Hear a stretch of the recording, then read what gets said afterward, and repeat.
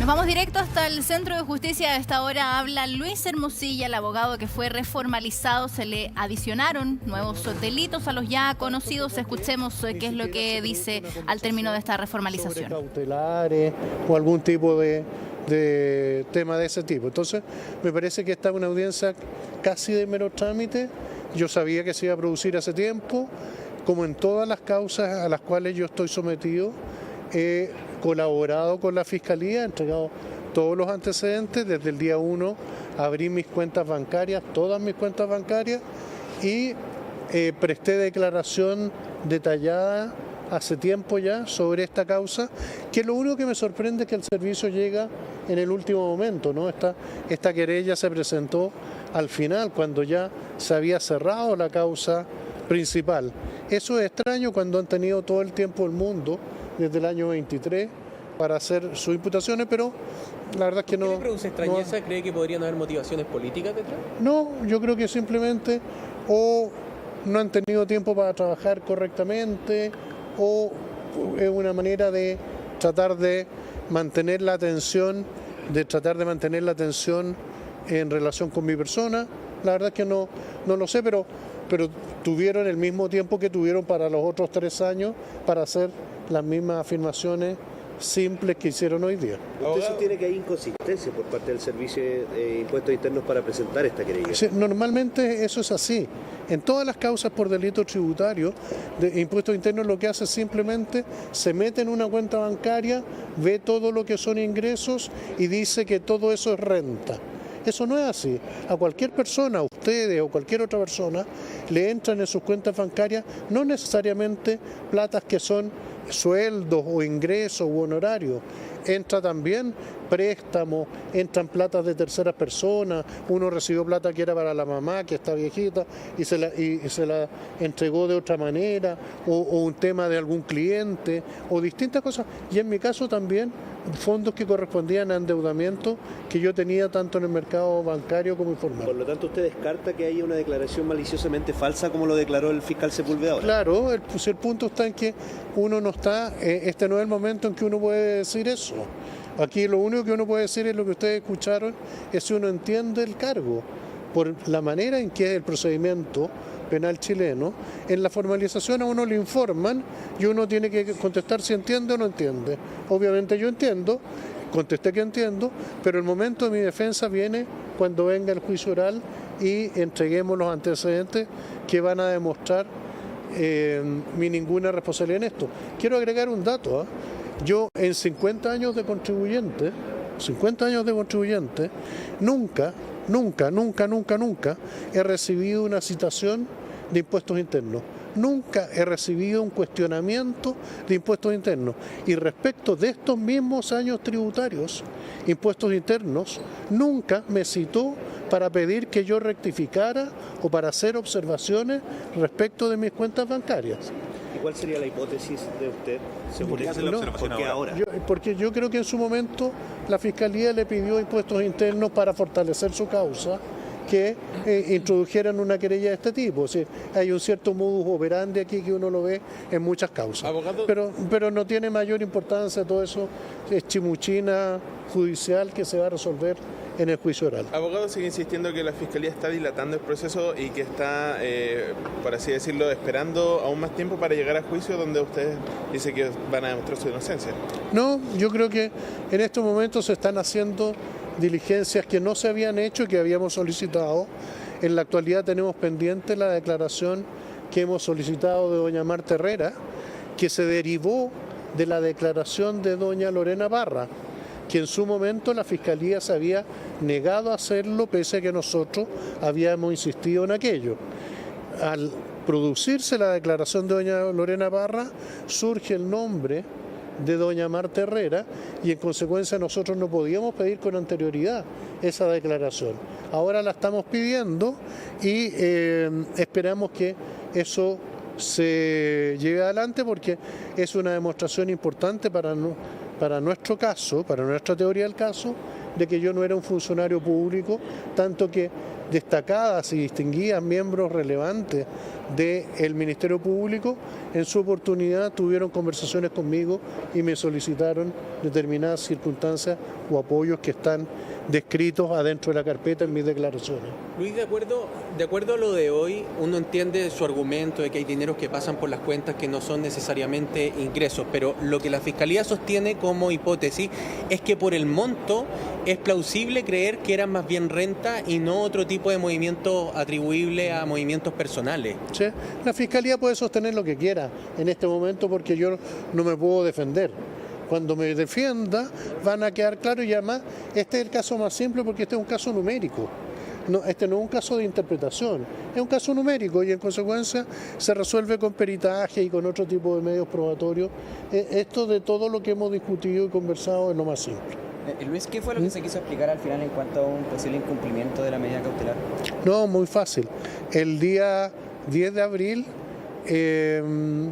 entiendo que hay un registro de carabineros que dicen que habrían ido a mi casa a controlar mi presencia, como lo hacen cada cierto tiempo, y que nadie habría contestado el timbre. Eso la verdad es que es bien plausible porque la visita fue 5 para las 5 de la mañana. O sea, una hora en que la verdad es que yo no sentí, no dudo que haya ido carabinero. Lo que yo estoy diciendo es que ahí yo no sentí el timbre a esa hora. En mi casa vive mi familia, viven niños, no hay... ¿Usted estaba durmiendo? Pero, o sea, como toda persona en general lo hace 5 para las 5 de la mañana, que es con una cierta profundidad además. Entonces, prefiero darlo a conocer anticipadamente porque no hay nada irregular en ese punto. Además, su abogado informó que no le había llegado esa información a ustedes. ¿Cómo? Su abogado comentó que no le había llegado esa información a ustedes de que fue carabinero, le llegó hace poco recién. No, por supuesto, en un día posterior, yo firmando justamente en la noche, me fijé que había una anotación días anteriores y pregunté qué había pasado y ahí me enteré de que habrían ido el día 10 de abril, 5 para las 5 de la mañana. Pero eso porque yo mismo miré en el registro que ellos llevan diariamente. De hecho, anoche fueron a una hora que no recuerdo porque estaba completamente dormido, pero a una hora más razonable, 1:30 de la mañana, de haber sido una cosa así. Ese fue el último control que yo tuve. Entonces, lo que no es correcto es sostener que hay un incumplimiento a partir de que nadie contesta porque siempre hay gente. Esto es una casa de una familia, no es solo mi domicilio. ¿Ya? Muchas gracias. No, de nada, a la orden. Ahí estábamos escuchando entonces al abogado Luis Hermosilla, que durante esta jornada fue reformalizado, se le adicionaron algunos delitos, se llegó durante esta mañana, y lo ven ustedes en una llegada bastante caótica, lo estaban esperando por supuesto los medios de comunicación, lo que provocó un intercambio de palabras, marcado ahí también por un tenso momento, y él cuando ingresa dice que efectivamente cuando termine esta audiencia, él va a hablar con los medios de comunicación y así lo hizo. Fue una reformalización bastante rápida. Ahí estábamos escuchando entonces en este punto de prensa. Recordemos que actualmente su situación cautelar es de arresto domiciliario nocturno tras haber estado durante varios meses en prisión preventiva.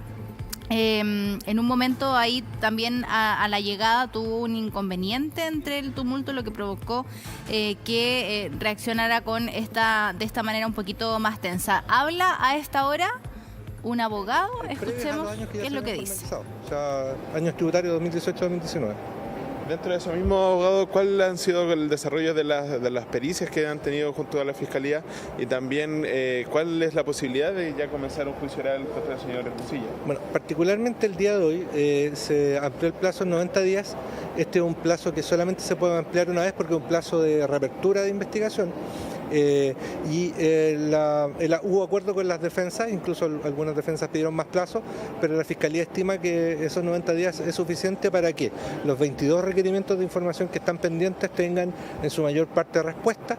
Tenemos algunos de ellos que los propios requeridos de esa información nos han pedido plazo y están con 30 días pendientes, que de aumento de plazo porque hay alguna información que deben recolectar.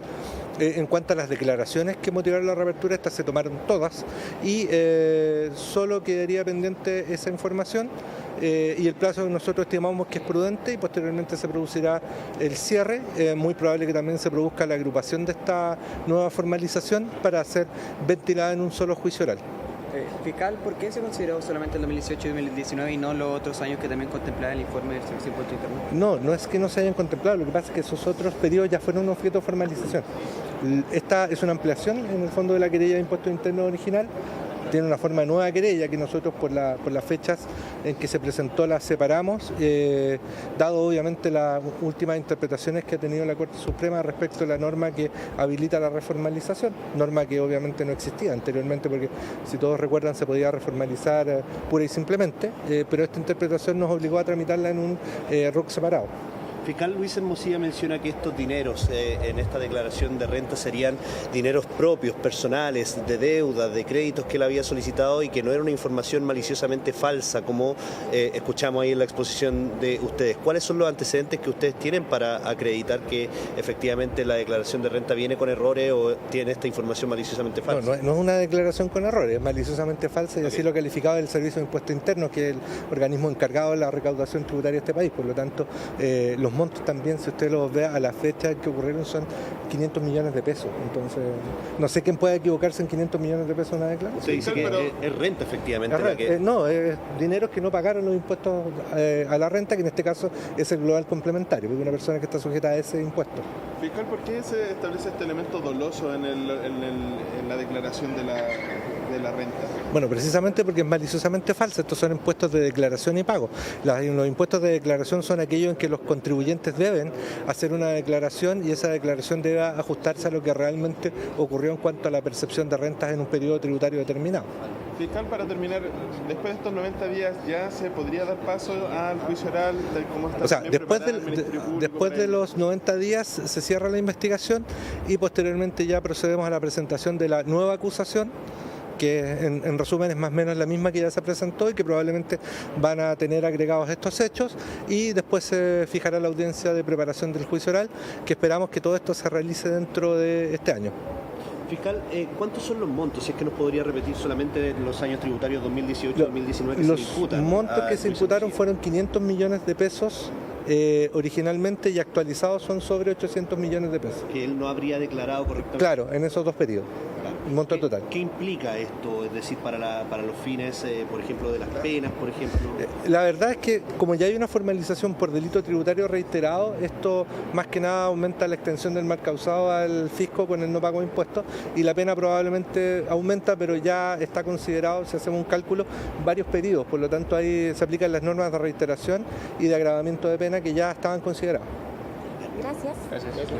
Fiscal Araya, entonces, del Ministerio Público, hablando respecto. Ahí estábamos escuchando entonces a la Fiscalía con respecto a lo que ha ocurrido en esta audiencia de reformalización de Luis Hermosilla. Pero ojo, porque esta no es lo único que está pasando a esta hora en el Centro de Justicia, porque también está siendo formalizado Joaquín Lavín León, quien tras años de investigación la Fiscalía